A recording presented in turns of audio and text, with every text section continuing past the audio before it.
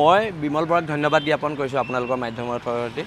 কিন্তু এতিয়া কথাটো হৈছে যে আমাৰ ল'ৰা এটাক বাংলাদেশী মূলৰ মিয়াই হত্যা কৰিলে আৰু বানপানীৰ অচিলা লৈ বিহুবৰ চন্তকত ৭,০০০ বাংলাদেশী সোমালে।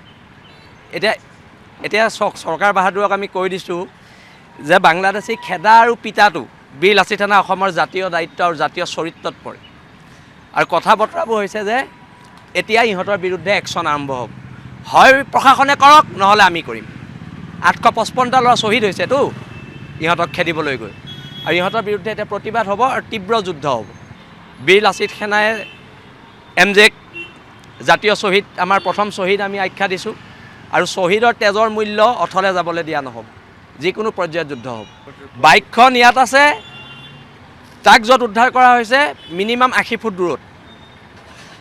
এনেকুৱাতো বাইক এক্সিডেণ্ট হ'ব নোৱাৰে যে মানুহ এটা বাইকখন ইয়াত থাকিব, মানুহটো ৮০ ফুট দূৰত গৈ পৰিব, এইটো কথা বতৰা হ'ব নোৱাৰে। আমিও পঢ়া শুনা কৰিছোঁ, সেইকাৰণে আমি এইখিনি কথা কৈছোঁ। আৰু অনাগত দিনত যদি আজিৰ ভিতৰত, এতিয়া অলৰেডি 14 ঘণ্টামান গৈছে, 48 ঘণ্টা সময় দিছিলোঁ, আৰু যদি এৰেষ্ট নকৰে গোটেইখিনিকে, তেতিয়াহ'লে কিন্তু যোৱাকালি 15,000 মানুহলৈ প্ৰতিবাদ হৈছে, কিন্তু পিছৰ পৰ্যায়ত 30,000 মানুহলৈ প্ৰতিবাদ হ'ব।